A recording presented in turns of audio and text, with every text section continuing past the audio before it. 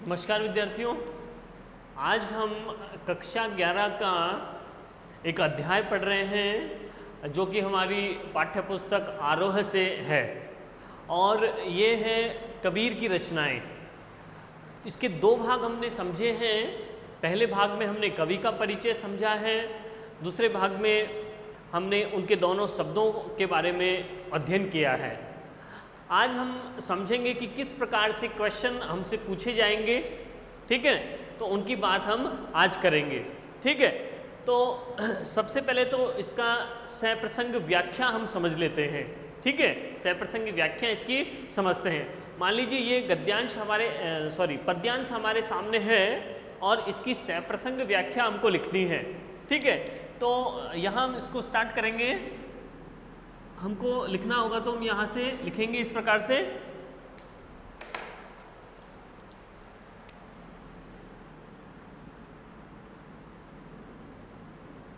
ठीक है, इस प्रकार स्टार्ट कर सकते हैं इसको। पहला जो स्टार्टिंग जो शब्द है वहाँ से स्टार्ट करेंगे और डैश डैश लगा करके लिख देंगे कबीर दीवाना, कबीर दीवाना, ठीक है। इन्वर्टेड कॉमा में उद्धरण चिन्ह में इसको बंद कर देंगे, ठीक है। तो पहला शब्द, पहले के एक दो शब्द ले लेंगे और लास्ट से एक दो शब्द हम ले लेंगे, ठीक है। इस प्रकार से हेडिंग डाल देंगे और फिर हम लिखेंगे संदर्भ। सबसे पहले संदर्भ लिखेंगे यहाँ पर। अगर हमको सप्रसंग व्याख्या लिखनी हो तो संदर्भ का मतलब है कि ये जो पद्यांश है ये कहाँ से लिया गया है, कौन से चैप्टर से लिया गया है और उसके रचनाकार कौन है, ये समझाना है, ठीक है। तो हम लिखेंगे कि प्रस्तुत पद्यांश भी लिख सकते हैं या काव्यांश भी लिख सकते हैं या पद्यावतरण भी लिख सकते हैं, ठीक है। एक ही बात है।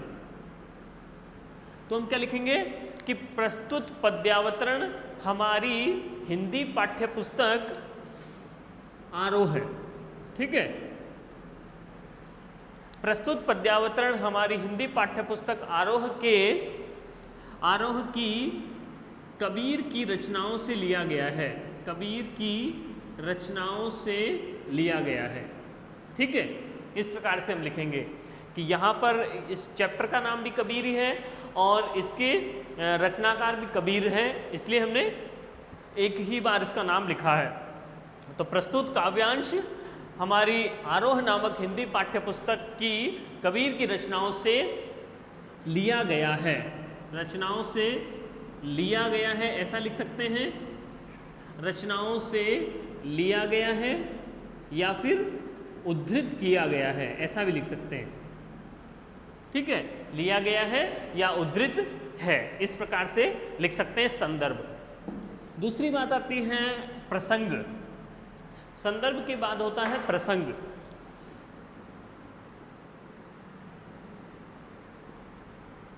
प्रसंग में हमको लिखना है कि ये जो पद्यांश हमारे सामने है, पैराग्राफ है, उसमें किस विषय में बात हो रही है वो यहाँ लिखना है, ठीक है। उसके बारे में यहाँ बताना है। तो क्या बात हो रही है यहाँ पर?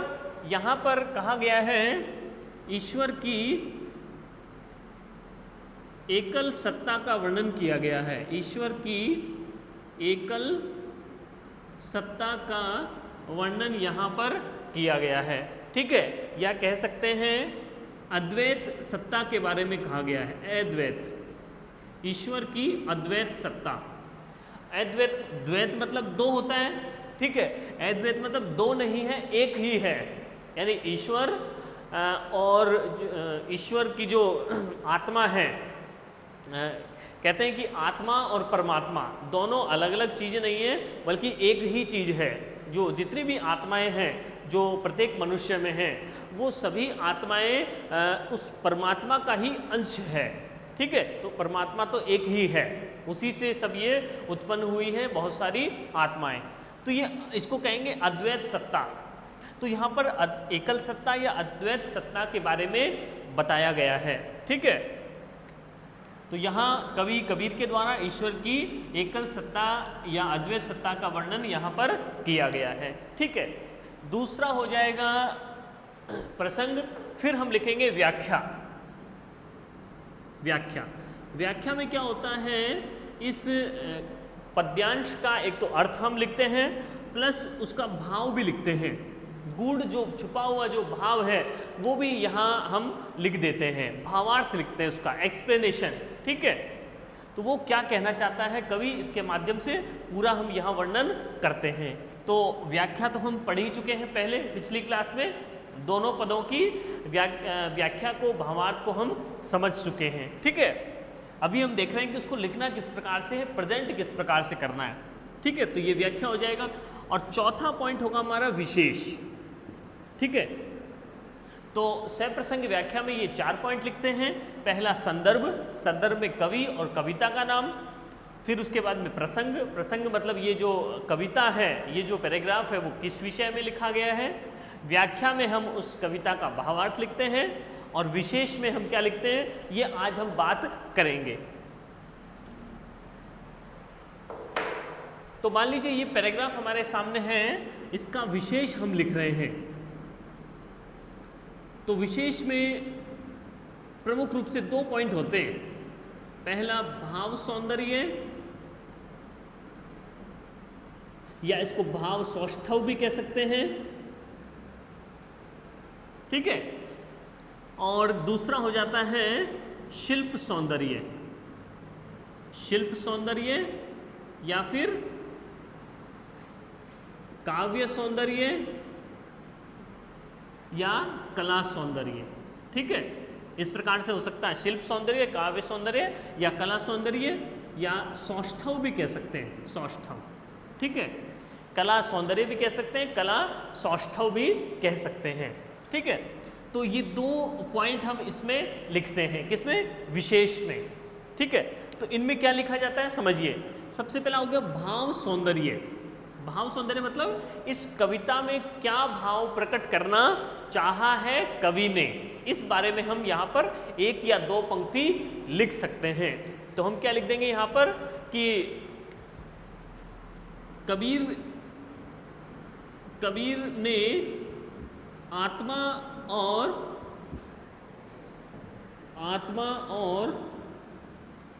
परमात्मा को एक ही माना है। ठीक है, और क्या कहा है कि ईश्वर की अद्वैत सत्ता को स्वीकार किया है, ईश्वर के भिन्न भिन्न रूप नहीं है बल्कि ईश्वर एक ही है। ठीक है, वो संसार के प्रत्येक कण में विद्यमान है, सर्वव्यापक है। ठीक है, और ईश्वर क्या कबीरदास जी क्या कर रहे हैं, वो ईश्वर की भक्ति में लीन हो गए हैं और वो स्वयं को दीवाना कह रहे हैं। ठीक है, तो इस प्रकार से हम इस कविता का भाव यहाँ लिख सकते हैं कि मूल भाव क्या है कि यहाँ कबीर ने आत्मा और परमात्मा को एक ही माना है, ईश्वर को सर्वव्यापक माना है। ठीक है, ये हो जाएगा इसका भाव। नेक्स्ट आता है शिल्प सौंदर्य या शिल्प सौष्ठव, इसकी बात करते हैं यहाँ पर। तो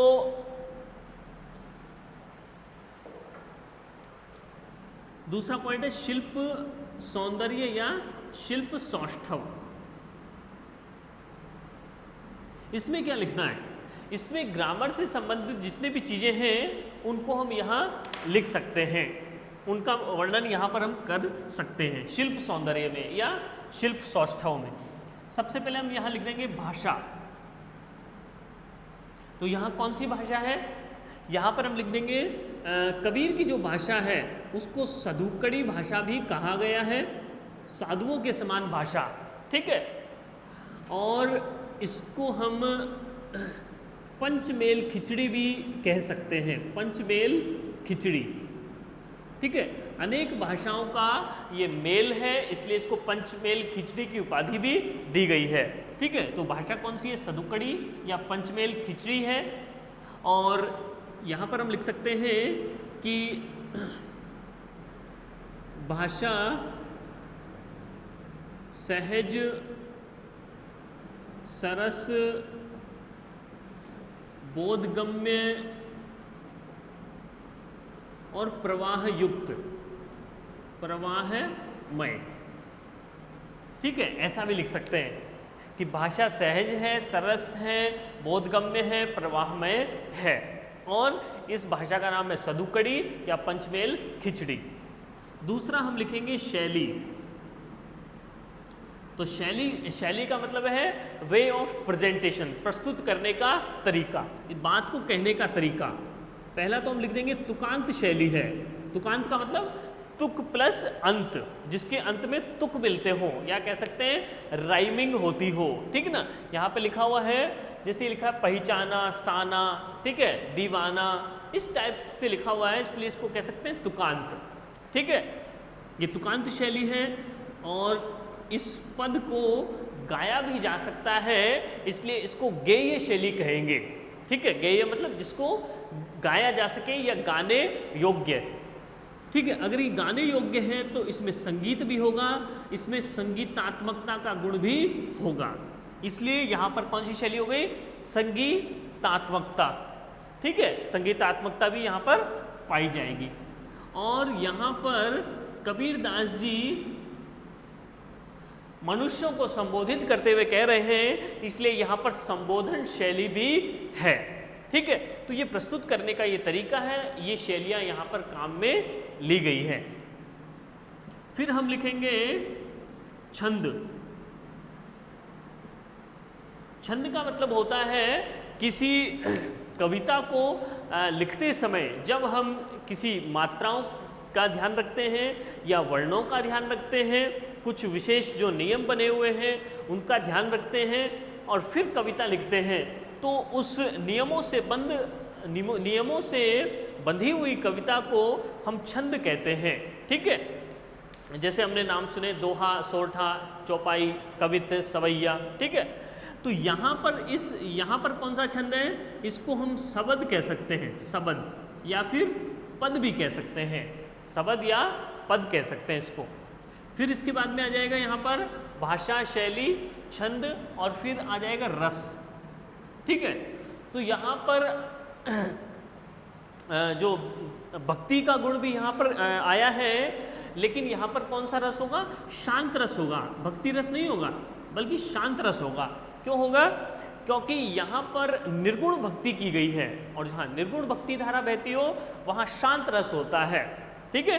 और सगुण भक्ति होगी तो वहाँ पर भक्ति रस हो जाएगा, ठीक है। और इसके बाद में जो गुण हो जाएगा, गुण 3 प्रकार के होते हैं, ठीक है। और जहाँ शांत रस होता है वहाँ प्रसाद गुण होता है। प्रसाद गुण का मतलब जो भी कविता लिखी हुई हो उसका सीधा सा सिंपल सा अर्थ हो, वो प्रसाद गुण वहाँ होता है, ठीक है। और इसके बाद में छठा हो जाएगा हमारा अलंकार। अलंकार, ठीक है। तो अलंकार बहुत से हो सकते हैं एक कविता में, एक ही पंक्ति में, ठीक है। कौन कौन से हैं, जैसे यहाँ लिखा है एक एक, ठीक है। एक एक का मतलब है, इस एक का मतलब है ईश्वर और इस एक का मतलब है एक। ईश्वर को एक ही मानते हैं, यानी 2 शब्द हैं और दोनों के अलग अलग अर्थ निकल रहे हैं, इसलिए जहाँ एक शब्द के बहुत से अर्थ निकलेंगे वहाँ पर यमक अलंकार होता है। तो यहाँ लिखेंगे एक एक में यमक अलंकार का प्रयोग किया गया है, ठीक है। उसके बाद में यहाँ पर हम देख रहे हैं कि पहचाना, साना, दीवाना, ठीक है, कि लास्ट में राइमिंग हो रही है, तो इसको कहते हैं अंत्यानुप्रास। जहाँ अंत में आवृत्ति हो वर्णों की तो उसको हम अंत्यानुप्रास कहते हैं, ठीक है। तो यहाँ पर अंत में वर्णों की आवृत्ति या वर्णावृत्ति होने से अंत्यानुप्रास भी है, अंत्यानुप्रास, ठीक है। ये अंत्यानुप्रास भी हो जाएगा, ठीक है। तो इस प्रकार से ये प्रमुख अलंकार यहाँ हमने लिखे। तो हमने क्या समझा, शिल्प सौंदर्य में हम ग्रामर से संबंधित जो कुछ प्रमुख चीज़ें हैं उनकी बात हम यहाँ पर करते हैं, ठीक है। जिस प्रकार से भाषा लिख दिया हमने, कौन कौन सी भाषा यहाँ पर है, शैली कौन सी है, छंद कौन सा है, रस कौन सा है, गुण कौन सा है और अलंकार कौन से प्रयोग किए गए हैं। तो इस प्रकार से ये हमने इस पद्यांश की बात हमने की। अगर कोई दूसरे चैप्टर का अगर पद्यांश मान लो आ गया एग्जाम में, तो उसमें क्या होगा, उसमें हम क्या लिखेंगे कि ये फॉर्मेट तो सेम रहेगा, भाषा लिखनी है, शैली लिखनी है, छंद, रस, गुण और अलंकार लिखने हैं। लेकिन ये यहाँ पे चेंज हो जाएंगे, फॉर्मेट तो सेम ही रहेगा, लेकिन छंद दूसरा हो सकता है, रस दूसरा हो सकता है, अलंकार दूसरे हो सकते हैं। फॉर्मेट अभी हमको यहाँ समझना है, ठीक है। तो ये क्या हमने पढ़ा? शिल्प सौंदर्य हमने पढ़ा, जिसको हम कला सौष्ठव भी कह सकते हैं, शिल्प सौष्ठव भी कह सकते हैं, ठीक है। तो एक क्वेश्चन हमारे एग्जाम में आता है और वो होता है, ये विशेष अगर नहीं भी आए इसको विशेष में भी लिख सकते हैं, और मान लीजिए सीधा क्वेश्चन भी हमारे लिए आएगा सौंदर्य वाला, सौंदर्य का, ठीक है।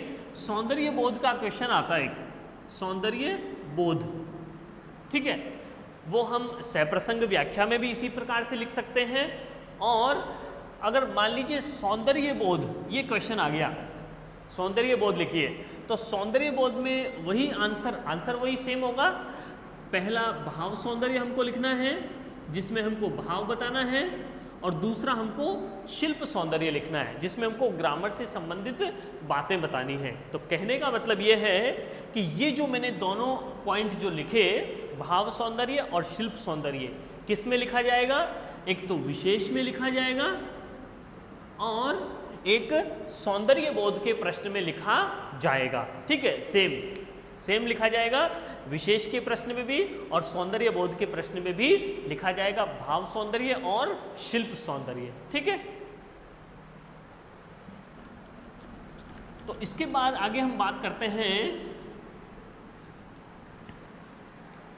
ये तो पहले प्रकार का प्रश्न हमारा हो गया, ठीक है। पहले प्रकार का प्रश्न क्या हो सकता है? सौंदर्य बोध का प्रश्न हो सकता है, जिसमें भाव लिख देंगे और ग्रामर से संबंधित कुछ बातें हम लिख देंगे। दूसरे प्रकार का प्रश्न हो सकता है अर्थ ग्रहण संबंधी प्रश्न, अर्थ ग्रहण, ठीक है। ये दूसरे प्रकार का प्रश्न है।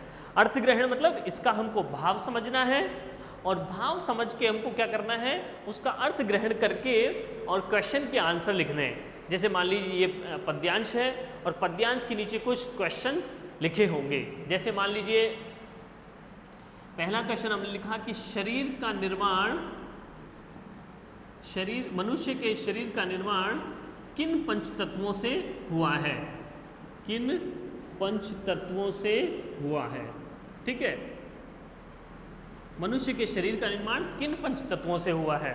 तो हम आंसर में लिखेंगे कि मनुष्य के शरीर का निर्माण 5 तत्वों से हुआ है।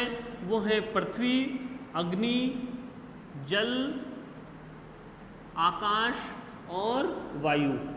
पृथ्वी, अग्नि, जल, आकाश और वायु।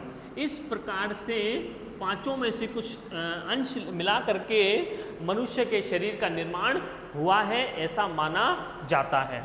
दूसरा क्वेश्चन हो जाएगा कि अद्वैत सत्ता के बारे में,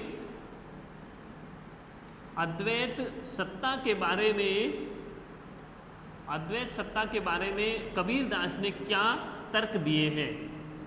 अद्वैत सत्ता के बारे में क्या तर्क दिए हैं? तो हमने यहाँ पढ़ा कि कबीर दास जी कहते हैं कि संसार में एक ही पवन है, एक ही प्रकार की पवन है और एक ही पानी है, और वो सब सारी जो चीज़ें हैं, जितने भी प्राण हैं, प्राणी जितने भी लोग हैं, ठीक है ना, ये जितनी भी सृष्टि है, ये सब एक ही ज्योति में समा जाती है। एक परम ज्योति है, एक परमात्मा है, और उस परम ज्योति में सभी को समाना है अंत में। तो इसलिए यहाँ पर क्या कहा है कि यहाँ पर दो नहीं है, वहाँ पर एक ही है, अद्वैत सत्ता है, एक ईश्वर की ही सत्ता है, ठीक है ना। इस आधार पर हम कह सकते हैं कि ईश्वर की एक ही सत्ता है, दो ईश्वर नहीं है, आत्मा और परमात्मा अलग नहीं है, ठीक है। तीसरा क्वेश्चन आ सकता है कि आशय स्पष्ट कीजिए। आशय स्पष्ट किसका करना है?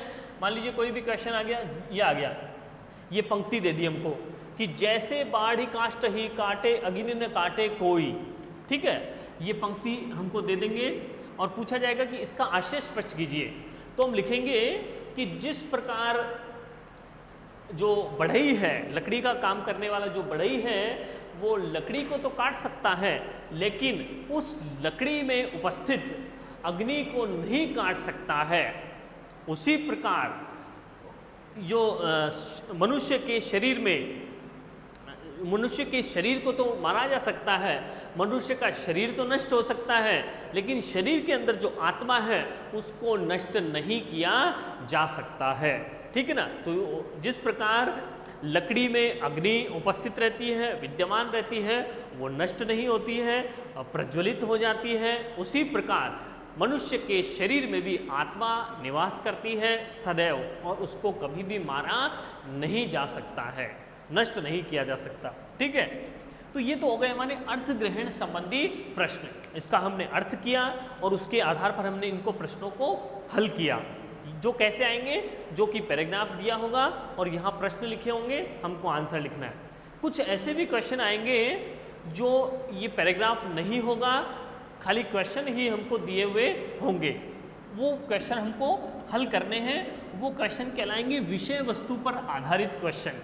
ठीक है। कंटेंट पर जो बेस है वो क्वेश्चन। ठीक है। जैसे पहला क्वेश्चन हमने लिखा विषय वस्तु पर आधारित प्रश्न, विषय वस्तु पर आधारित। ठीक है। पहला प्रश्न हमने लिखा है कि कबीर ने स्वयं को दीवाना क्यों कहा है। कबीर ने स्वयं को दीवाना क्यों कहा। ठीक है। तो हम लिखेंगे कि कबीरदास जी ईश्वर की भक्ति में लीन हो चुके हैं और किसी भी बात की वो परवाह नहीं करते हैं। ठीक है ना। और उन्हें किसी प्रकार का डर नहीं है, वो निर्भय हो गए हैं, निर्भय हो गए हैं, किसी प्रकार का उनको डर नहीं सता रहा है और वो ईश्वर की भक्ति में लीन हो गए हैं, पागल हो गए हैं। इसलिए कबीर ने स्वयं को दीवाना कहा है। ठीक है। इसके बाद में हो जाएगा कि ईश्वर सर्वव्यापक है, ईश्वर सर्वव्यापक है, सिद्ध कीजिए, सिद्ध कीजिए कि ईश्वर जो है वो सर्वव्यापक है, सभी जगह फैला हुआ है, सभी जगह विद्यमान है।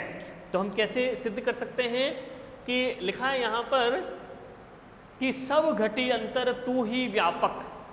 क्या कहा है कि कबीरदास जी कह रहे हैं कि सभी के हृदय में, घटी मतलब हृदय में, या फिर कह सकते हैं सभी मनुष्य के प्राणों में।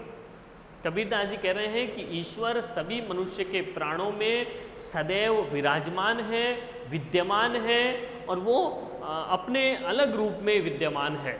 ठीक है ना। तो ईश्वर जो है वो प्रत्येक कण में बसे हुए हैं, प्रत्येक प्राणियों के हृदय में, उनके प्राणों में विद्यमान है। इसलिए कबीरदास जी कहते हैं ईश्वर सर्वव्यापक है, सभी जगह समाये हुए हैं। और इसके बाद में और क्वेश्चन पूछा जा सकता है कि कौन से लोग नरक के भागी होते हैं। कौन से लोग जो होते हैं वो नरक के भागी होते हैं, उनको नरक मिलता है। तो यहाँ पर क्या कहा गया है कि दो ही कहे तिन्ही को दो जग जिन नाहिन पहचाना। कबीरदास जी कह रहे हैं कि ईश्वर एक है, और जो व्यक्ति उनको दो कहते हैं, आत्मा और परमात्मा को अलग अलग मानते हैं, वे व्यक्ति ईश्वर के वास्तविक स्वरूप को नहीं पहचानते हैं। इसलिए वे व्यक्ति नरक के भागी होते हैं, वो नरक में जाएंगे क्योंकि वो वास्तविकता से बिल्कुल बेखबर हैं। ठीक है ना। तो इस प्रकार से ये हम इन क्वेश्चंस को हल कर सकते हैं। तो आज